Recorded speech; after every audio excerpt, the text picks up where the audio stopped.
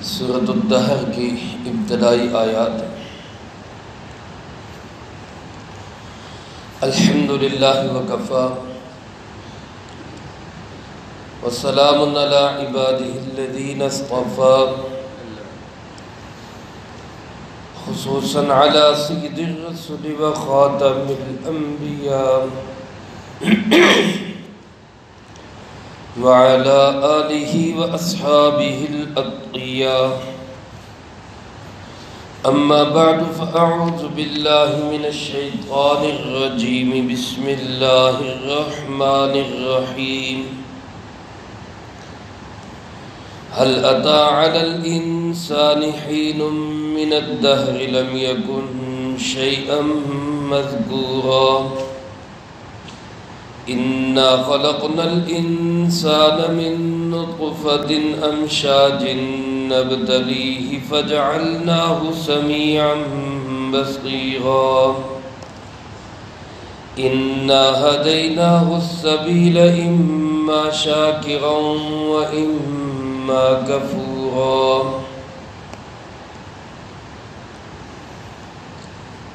هل أتى على الإنسان،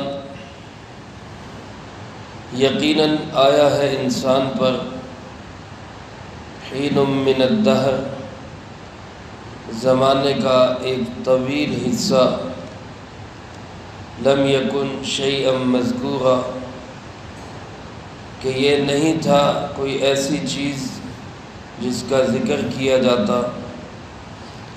انا خلقنا الانسان من نطفۃ امشاج، یقیناً ہم ہی نے پیدا کیا انسان کو ایک مخلوط پانی سے، نبتلیہ، ہم آزماتے ہیں اس کو، فجعلناہ سمیعا بصیرا، سو ہم نے بنایا اس کو سننے والا، دیکھنے والا۔ انا ہدیناہ السبیل، یقیناً ہم ہی نے ہدایت دی اس کو سیدھے راستے کی، اما شاکرا و اما کفورا، یا تو یہ شکر گزار ہے یا پھر ناشکرہ ہے۔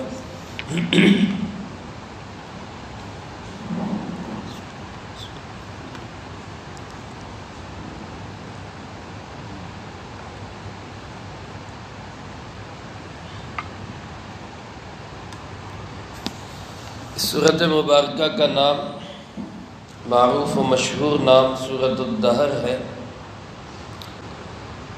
بعض روایات میں اس کا نام سورۃ الانسان بھی ہے۔ بعض حضرات نے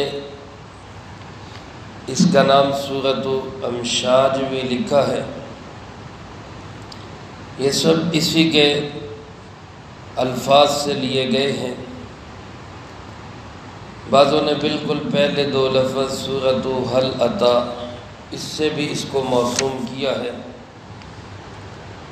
ترتیب کے لحاظ سے 76ویں سورت کا درس ہم سننے جا رہے ہیں۔ اس سے پہلے 75 سورتوں کا درس الحمدللہ مکمل ہو چکا ہے۔ اللہ پاک اپنی بارگاہ میں قبول فرمائے۔ نازل ہونے کے اعتبار سے اس سورت کا نمبر 98 ہے۔ تقریباً مکی دور کے وسط میں یہ سورت مبارکہ نازل ہوئی۔ 31 آیات اور 2 رکوعوں پر یہ سورت مشتمل ہے۔ اس کے مضامین بھی زیادہ تر اس سے پہلی سورت قیامہ کے ساتھ ملتے جلتے ہیں۔ جس طرح سورۃ القیامہ میں قیامت کا تذکرہ ہوا، اس سورۃ مبارکہ میں بھی قیامت کا ذکر ہے۔ سورۃ القیامہ کے اندر انسان کی تخلیق کا ذکر ہوا کہ اس کو ایک قطرہ آب سے پیدا کیا گیا۔ اس سورۃ مبارکہ کے آغاز میں بھی انسان کی اسی تخلیق کا ذکر ہے۔ جس طرح سورۃ القیامہ میں اس بات کا تذکرہ تھا کہ کچھ لوگ قیامت کے دن ان کے چہرے خوشگوار، تر و تازہ، چمکدار اور روشن ہوں گے، اپنے رب کی زیارت سے وہ مشرف ہو رہے ہوں گے، اور کچھ چہرے ایسے ہوں گے جو سڑے ہوئے، بجھے ہوئے، مرجھائے ہوئے، کملائے ہوئے چہرے ہوں گے۔ اسی طرح اس صورت مبارکہ میں بھی اس بات کا ذکر ہے کہ کچھ انسان قیامت کے دن شکر گزار بندوں کے اندر شامل ہو کر اللہ کے مہمان خانے میں، جنت میں اللہ کے مہمان بنیں گے، اور کچھ انسان ناشکرے ہو کر، کفور ہو کر وہ اللہ کے جیل کے اندر، سزا خانے کے اندر، جہنم کے اندر رہیں گے۔ اللہ پاک ہم سب کی اس سے حفاظت فرمائے۔ بہرحال قیامت کے احوال پہ اور انسان کی تخلیق پہ، یعنی انسان کی ابتدا کہاں سے ہے اور اس کی انتہا کہاں پہ ہے، یہی مضامین اس صورت مبارکہ کے بھی ہیں۔ اللہ پاک اس کی ابتدا کو ذکر کرتے ہوئے ارشاد فرماتے ہیں، حل اتی علی الانسان۔ حل کا لفظ استفہامیہ ہے، جس کا اردو میں ترجمہ کیا آتا ہے، سوال کرنے کے لیے، کیا ایسا نہیں ہے؟ تو اس کے لیے یہ لفظ حل کا استعمال ہوتا ہے۔ بعض چیزیں ایسی یقینی ہوتی ہیں کہ ان کا سوال کیا جائے تو اس کا جواب اس بات میں ہی آتا ہے۔ مثال کے طور پہ دوپہر کے وقت اگر کوئی شخص یہ سوال کرے کہ کیا سورج نکلا ہوا نہیں ہے، تو اس کا جواب یقیناً یہی ہوگا کہ جی سورج نکلا ہوا ہے۔ تو ایسی جگہوں پہ پھر یہ سوال جو ہے، یہ سوال کے لیے نہیں ہوگا بلکہ یہ تاکید کے لیے ہوتا ہے، یعنی بات کو پکا کرنے کے لیے کہ یقیناً سورج نکلا ہوا ہے۔ تو یہاں جو سوالیہ انداز اختیار کیا گیا، اس میں بھی علماء نے لکھا ہے کہ یہ حل کا لفظ بمعنی قد، تاکید کے لیے ہے۔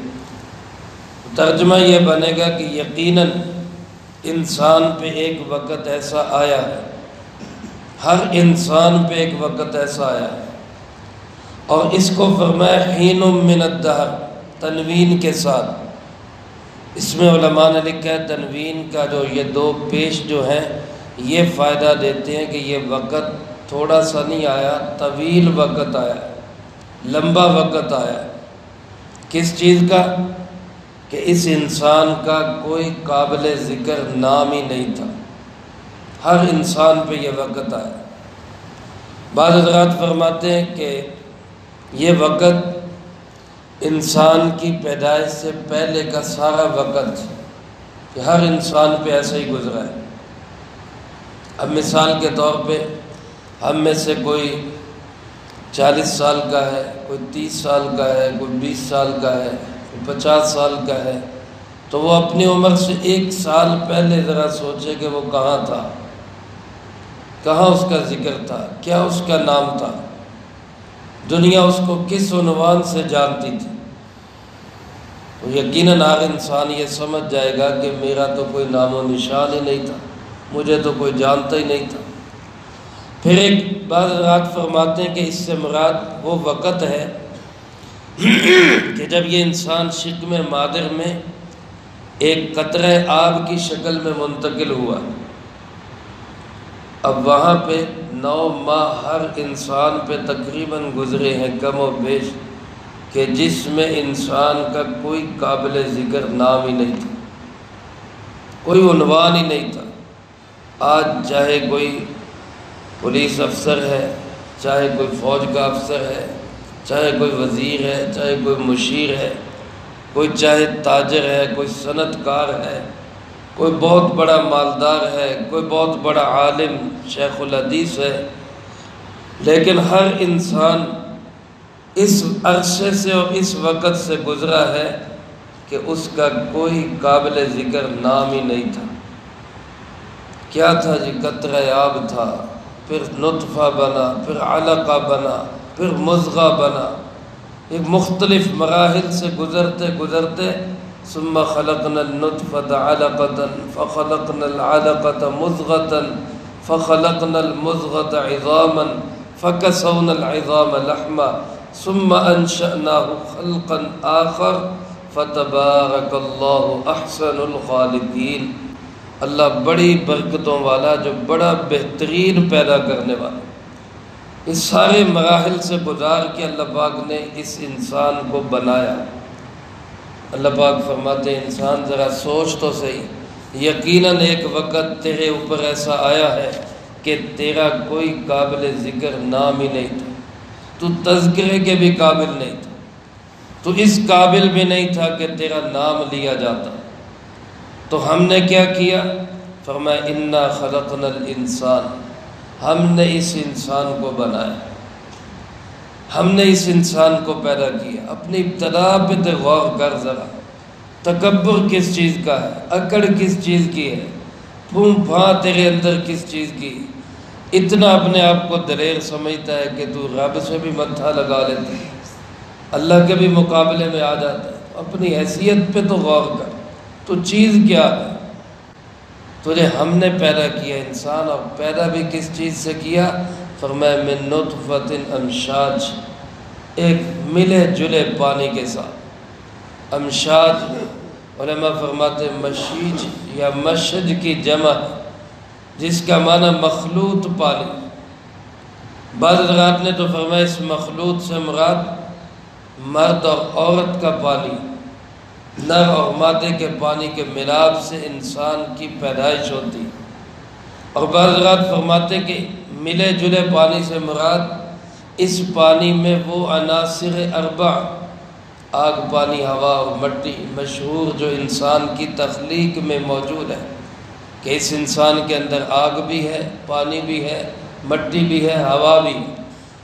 بلکہ پہلے تو 4 عناصر تھے، پھر 4 سے 7 ماننے لگے۔ اب تو جو سائنس ہے، آج کی تحقیق ہے، وہ تو یہ کہتی ہے کہ انسان بہت سارے عناصر کا مجموعہ ہے، بہت سارے عناصر۔ اس انسان کے اندر آگ بھی ہے، پانی بھی ہے، مٹی بھی ہے، ہوا بھی ہے، گولڈ بھی ہے، سلور بھی ہے، ریت بھی ہے، بہت ساری چیزوں کو جوڑ کے اللہ نے اس انسان کو بنایا۔ حضرت آدم علیہ السلام کی جب تخلیق ہوئی تو اللہ پاک نے جبرائیل امین علیہ السلام سے فرمایا جاؤ مختلف جگہوں کی مٹی اٹھا کے لاؤ۔ تو مختلف جگہوں کی مٹی اٹھائی گئی۔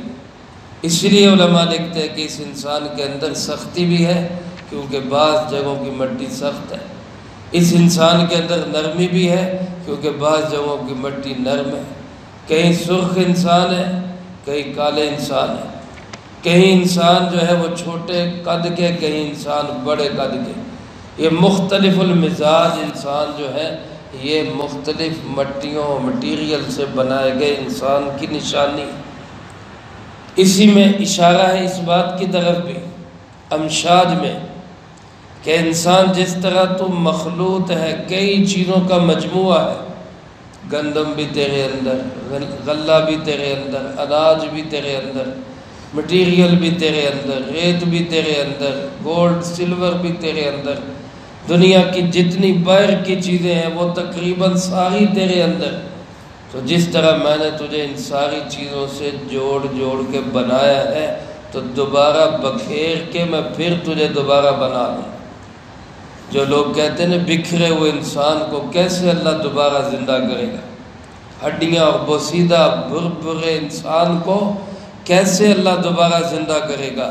تو اللہ پاک نے فرمایا جیسے میں نے تجھے اس طرح کے رلے ملے پانی کے ساتھ پیدا کیا، ویسے میں تمہیں بکھیر کے دوبارہ زندہ کروں۔ تو پہلی دفعہ اس بکھرے ہوئے اور کھلے ہوئے پانی سے کس نے بنایا انسان؟ اللہ رب العالمین نے بنایا۔ اور جس اللہ نے پہلی دفعہ بنایا وہی دوبارہ بنایا۔ نبتلیہ، اللہ پاک فرماتے اس بکھرے ہوئے اور اس مخلوط پانی کے ساتھ نبتلیہ، ہم نے بنایا اس لیے کہ ہم آزمائیں۔ بعض حضرات نے اس کا معنی ابتلا سے آزمانا، امتحان لینا۔ انسان کی تخلیق کا مقصد آزمائش ہے، امتحان ہے۔ ہم سب اس وقت امتحان گاہ کے اندر ہیں، اپنا پیپر حل کر رہے ہیں، کون کیا کرتا ہے۔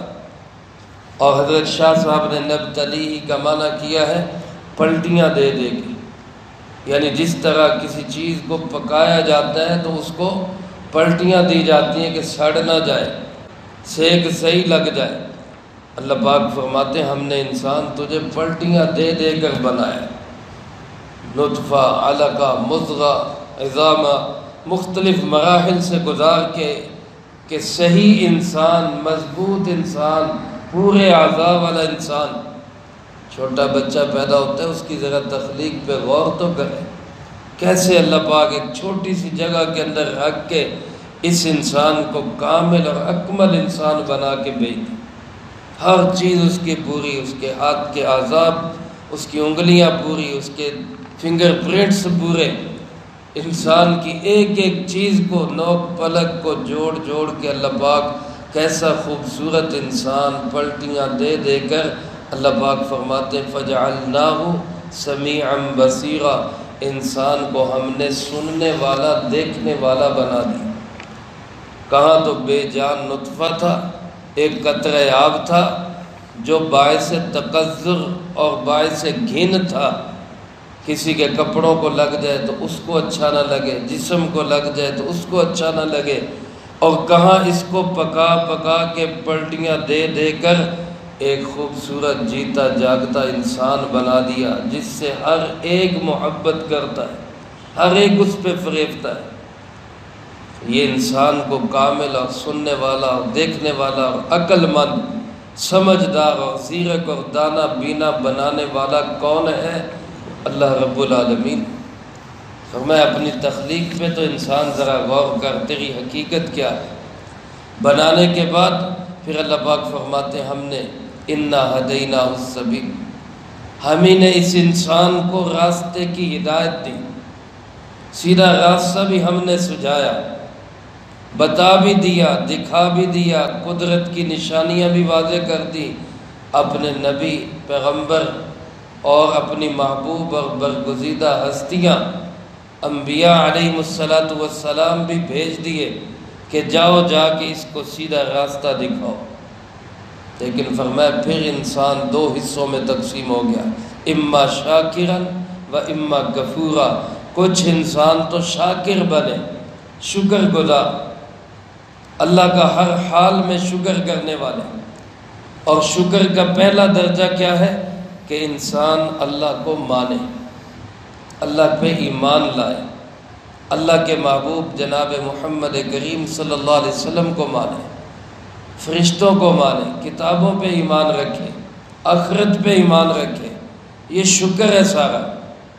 اور ناشکری کیا ہے کہ انسان اسی پیدا کرنے والے کا انکار کرتا ہے، اسی کے ساتھ شریک ٹھہرانے لگ جائے۔ ناشکری کیا ہے کہ اسی کے بھیجے ہوئے اللہ کے نبیوں کو وہ انسان جھٹلا دے، یہ ناشکری ہے۔ اور نعمت کی ناشکری کیا ہے کہ انسان اسی کا کھا کر اسی کو گالیاں دے، اسی کو تسلیم نہ کرے۔ فرمایا اما شاکرن و اما کفورا۔ میرے عزیز دوستو، شکر گزار بندہ ہر حال میں اللہ کا محبوب بنے، لیکن شکر جو ہے یہ شکوے سے بہتر ہے۔ شکوہ کیا ہے؟ یار اللہ ہماری سنتا ہی نہیں، ہمارے حالات بڑے خراب ہیں، ہم بڑے پھنسے ہوئے۔ ذرا انسان غور تو کرے، ایک وقت میں بھی وہ انسان لاکھوں کروڑوں انسانوں سے بہتر ہوتا ہے۔ شیخ سعدی رحمۃ اللہ علیہ نے لکھا ہے کہ ایک شخص چلا جا رہا تھا اور اس کے پاؤں میں جوتا نہیں تھا، چلا جا رہا ہے راستے میں اور پاؤں میں جوتا نہیں ہے، اور کیا سوچتا جا رہا ہے کہ میں کتنا کم بخت ہوں کہ میرے پاس اتنے بھی پیسے نہیں کہ میں جوتا لے سکوں، میرے پاس اتنی بھی نہیں ہے کہ گنجائش کہ میں پاؤں میں جوتا پہن سکوں۔ اچانک سامنے نظر پڑتی ہے، ایک شخص چلا ہوا آ رہا ہے جس کے پاؤں ہی نہیں ہے، وہ لنگڑا ہے پاؤں سے۔ تو پھر شکر کرتا ہے کہ یا اللہ تیرا شکر ہے، جوتا نہیں، میرے پاؤں تو سلامت ہے۔ انسان تھوڑا سا غور تو کرے، ہر حال میں اس پہ شکر واجب ہے، کیونکہ ہر وقت میں یہ ہزاروں لاکھوں انسانوں سے بہتر اور افضل ہے۔ میرے بھائیوں، ناشکری کب پیدا ہوتی ہے؟ جب انسان اپنے سے اوپر والے کو دیکھتا ہے۔ جب ایک انسان 2.5 مرلے کی جگہ میں رہنے والا دیکھے گا فلاں کے پاس تو 5 مرلے، تو اپنے 2.5 مرلے کی ناشکری پیدا ہو۔ جب ایک انسان سائیکل پہ سوار ہے، وہ موٹر سائیکل اور کار والے کو دیکھے گا تو ناشکری پیدا ہو۔ اور جب اپنے سے نیچے والے کو دیکھے گا کہ وہ چلو میں 2.5 مرلے میں رہتا ہوں، لوگ تو کرائے پہ رہتے ہیں، اپنا مکان ہی کسی کے پاس نہیں، وہ بیچارے کبھی ادھر کبھی ادھر دھکے کھاتے پھرتے، تو پھر اس انسان کے دل میں شکر پیدا ہو۔ اور میرے پاس تو چلو موٹر سائیکل ہے، فلاں کے پاس تو سواری بھی نہیں، پیدل ہی ٹرا پھر رہا ہے، پھر انسان کے دل میں شکر پیدا ہو۔ اس لیے نعمتوں کے معاملے میں اپنے سے نیچے والے کو دیکھا جائے، اوپر والے کو نہ دیکھے، اور دین کے معاملے میں اپنے سے اوپر والے کو دیکھے۔ اب وہاں ہم الٹ ہو گئے، فلاں تو نماز بھی نہیں پڑھتا، میں چلو نماز تو پڑھتا ہوں، اپنے سے نیچے والے کو دیکھے۔ فلاں تو تلاوت بھی نہیں کرتا، میں تو روز سورۃ یاسین پڑھتا ہوں، یہاں اپنے سے اوپر والے کو دیکھے کہ بھائی میں تو صرف نماز پڑھتا ہوں، وہ تو تہجد بھی پڑھتا ہے، وہ تو اشراق بھی پڑھتا ہے، وہ تو نفل بھی پڑھتا ہے، اور میں تو صرف سورۃ یاسین پڑھتا ہوں، وہ تو روزانہ 1 پارہ تلاوت کرتا ہے، وہ مجھ سے افضل ہے۔ تو دین کے معاملے میں آج ہم اپنے سے نیچے والے کو دیکھتے ہیں، دنیا کے معاملے میں آج ہم اپنے سے اوپر والے کو دیکھتے ہیں، اس لیے اکثریت ناشکری میں مبتلا ہے۔ حضرت عمر رضی اللہ تعالیٰ عنہ چلے جا رہے تھے، ایک بابا جی بزرگ دعا کر رہے، کیا دعا کر رہے؟ یا اللہ مجھے اپنے تھوڑے بندوں میں شامل کر دے، یا اللہ مجھے اپنے تھوڑے بندوں میں شامل کر دے، یا اللہ مجھے اپنے تھوڑے بندوں میں شامل کر دے۔ حضرت عمر نے کہا بابا جی کیا دعا کر رہے؟ لوگ تو دعا کرتے ہیں یا اللہ زیادہ میں ہمارا شامل ہو جائے، ہم بڑی پارٹی بن جائیں، آپ دعا کر رہے ہیں یا اللہ ہمیں تھوڑے بندوں میں شامل کر دیں۔ تو وہ کہنے لگے امیر المومنین حضرت عمر رضی اللہ تعالیٰ عنہ، کیا آپ نے قرآن کی یہ آیت نہیں پڑھی سنی؟ وَقَلِيلٌ مِّنْ عِبَادِيَ الشُّكُورُ، اللہ پاک فرماتے ہیں میرے شکر گزار بندے بہت تھوڑے، تو میں تو یہ دعا کر رہا ہوں یا اللہ مجھے ان شکر گزار بندوں میں شامل کر دے۔ میرے دوستو اللہ پاک سے مانگنا بھی چاہیے، اور ہر حال میں اللہ کا شکر ادا کرنا چاہیے، ہر نعمت پہ اللہ کا شکر ادا کرنا چاہیے۔ سانس ہی ہم لے رہے ہیں تو کتنی اللہ کی آکسیجن استعمال کر رہے ہیں، کتنی جو ہے اللہ رب العالمین کی بنائی ہوئی چیزوں کو ہم استعمال کر رہے ہیں، اس لیے ہم ہر حال میں اللہ کا شکر ادا کریں۔